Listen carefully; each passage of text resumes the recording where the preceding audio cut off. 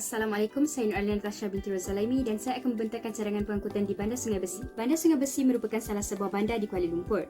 Jalan raya utama bagi bandar ini ialah Jalan Pasar, iaitu titik tumpu kegiatan ekonomi untuk penduduk bandar membeli barangan harian dan perkakas elektronik. Selain itu, penduduk bandar juga menggunakan Jalan Sungai Besi yang menjadi penghubung di antara pusat bandar dan lebuh raya Kuala Lumpur Seremban. Di samping itu, penduduk di bandar ini juga menggunakan pengangkutan awam seperti LRT pada laluan 4 Seri Petaling, manakala MRT pula adalah pada SSP Line. Pertama, berikut merupakan peta bagi Bandar Sungai Besi. Masalah pengangkutan utama yang perlu dihadapi penduduk bandar ini ialah kesesakan lalu lintas yang disebabkan pertambahan jumlah kenderaan semasa waktu puncak. Titik tumpu bagi kesesakan ini ialah di Jalan Pasar dan jalan raya berhubung dengan Plaza Tol Sungai Besi. Berikut ialah video yang menunjukkan kesesakan lalu lintas semasa waktu puncak di lebuh raya Sungai Besi. Berikut pula menunjukkan gambar di mana kenderaan berat di pusat bandar telah memburukkan aliran trafik. Masalah yang kedua pula ialah kemalangan jalan raya, terutamanya di lebuh raya Sungai Besi. Hal ini demikian kerana laluan satu hala yang sempit dengan aliran trafik yang sesak selepas Plaza Tol boleh menyebabkan pertembungan antara kenderaan yang melalui kawasan tersebut. Masalah yang ketiga ialah laluan dan kemudahan kenderaan aktif yang terhad. Di bandar ini, laluan bagi kenderaan aktif seperti skuter, basikal dan laluan pejalan kaki hanya disediakan di taman rekreasi tetapi kurang disediakan di pusat bandar. Sebagai contoh, kita dapat melihat bagaimana pengguna skuter sewa perlu berkongsi jalan raya dengan kenderaan lain dan perkara ini akan mengundang berlakunya kemalangan. Masalah yang keempat pula ialah pengangkutan awam yang tidak mencukupi. Ini kerana kenderaan awam terutamanya pada waktu puncak tidak dapat menampung jumlah penumpang yang ramai. Berikut ialah keadaan di dalam MRT semasa waktu puncak yang dipenuhi penumpang. Kita dapat melihat beberapa penumpang terpaksa berdiri kerana tempat duduk yang disediakan telah penuh. Masalah kelima ialah pencemaran udara. Pertambahan jumlah kenderaan telah menyebabkan udara tercemar dengan pelepasan asap yang mengandungi partikel berbahaya. Berikut ialah bacaan skala indeks pencemaran udara yang mendapati bahawa tahap kualiti udara berada pada tahap agak baik atau sederhana. Maka udara di kawasan ini masih boleh diterima untuk kebanyakan individu. Namun individu yang mengalami masalah pernafasan akan menunjukkan simptom disebabkan pendedahan jangka panjang.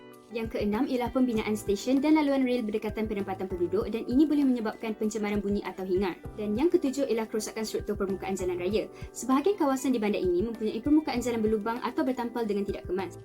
Antara polisi yang disarankan ialah mengutamakan kenderaan awam dan kenderaan aktif di atas jalan raya berbanding kenderaan persendirian, mewujudkan bandar bebas pencemaran melalui pengurangan kenderaan berenjin di atas jalan raya, mengadakan kadar tambahan rendah bagi pengangkutan awam dan pengangkutan aktif untuk disewa, penyediaan dan penambahbaikan kemudahan bagi pejalan kaki dan pengguna pengangkutan aktif, mewujudkan bandar dengan sistem pengangkutan berteknologi tinggi dan penambahbaikan dalam penggubalan undang-undang keselamatan dan penggunaan jalan raya.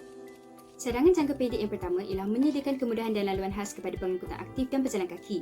Kemudahan ini perlulah disediakan terutamanya di kawasan yang sesak dan persimpangan jalan bagi menjamin keselamatan dan mengurangkan risiko kemalangan. Selain itu, penambahbaikan ini akan menggalakkan penduduk bandar menjadi lebih selesa untuk menggunakan pengangkutan aktif. Berikut ialah cadangan laluan pengangkutan aktif iaitu di sepanjang Sungai Kuyuh sehingga ke Pekan Sungai Besi. Antara cadangan kemudahan yang boleh disediakan adalah seperti tempat meletak basikal yang berbumbung, sewaan loka basikal, lampu isyarat mengutamakan pejalan kaki, lampu amaran melintas jalan dan laluan berbumbung. Selain itu, mengadakan hari atau minggu bebas kenderaan berenjin pada setiap bulan. Inisiatif ini akan dapat mengurangkan pencemaran udara di kawasan bandar, meningkatkan kesihatan tubuh dan memberi kesedaran kepada masyarakat untuk membiasakan diri menggunakan pengangkutan aktif sebagai pengangkutan harian untuk masa akan datang.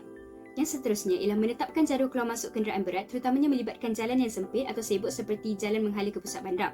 Jadual keluar masuk kenderaan berat seperti trailer dan lori perlulah ditetapkan selain waktu puncak seperti selepas pukul 2 petang atau selepas pukul 9 malam. Jadual ini akan dapat mengelakkan aliran trafik menjadi buruk semasa waktu puncak dan mengelakkan kemalangan jalan raya yang serius. Cadangan seterusnya juga ialah mengadakan pemantauan keadaan jalan raya secara berkala. Sebagai contoh, pemantauan pada setiap 3 bulan perlulah dilakukan untuk mengesan kerosakan jalan raya. Tambahan lagi, kamera pemantau juga boleh diletakkan untuk memantau keadaan jalan raya dari semasa ke semasa sebelum pemantauan fizikal di lapangan dilakukan. Di samping itu, sistem pengangkutan awam moden seperti bus rapid transit juga perlu diperbanyakkan. Sistem ini akan dapat menangani masalah kekurangan pengangkutan awam semasa waktu puncak. Ini kerana struktur reka bentuk BRT boleh memuatkan lebih ramai penumpang berbanding bas konvensional. Laluan khas BRT juga akan memberikan keutamaan kepada pengangkutan ini sekaligus memendekkan masa perjalanan.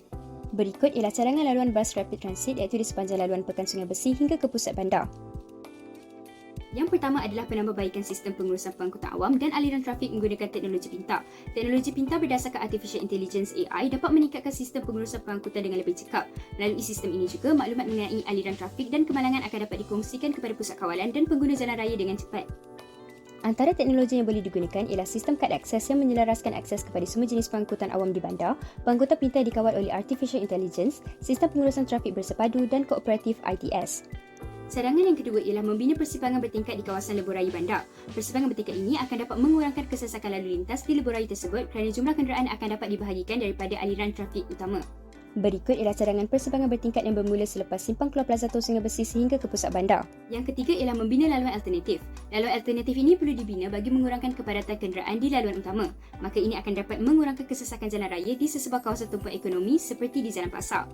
Berikut ialah contoh bagi penambahan beberapa laluan alternatif untuk persebangan masuk dan keluar ke Pasar Pudu daripada jalan utama. Yang keempat ialah membina terowong kedap bunyi bagi pengangkutan rel. Terowong kedap bunyi berbentuk U ini perlu diaplikasikan kerana ia dapat mengurangkan bunyi hingar di laluan rel yang berdekatan dengan penempatan perumahan penduduk di bandar tersebut. Berikut ialah contoh laluan rel yang berdekatan kawasan perumahan yang perlu mempunyai terowong kedap bunyi. Akhir sekali, penyediaan taman yang mempunyai laluan khas pejalan kaki dan pengangkutan aktif perlu diadakan. Taman yang diasingkan daripada jalan raya akan dapat menjamin keselamatan dan memberi keselesaan kepada pejalan kaki dan pengguna pengangkutan aktif.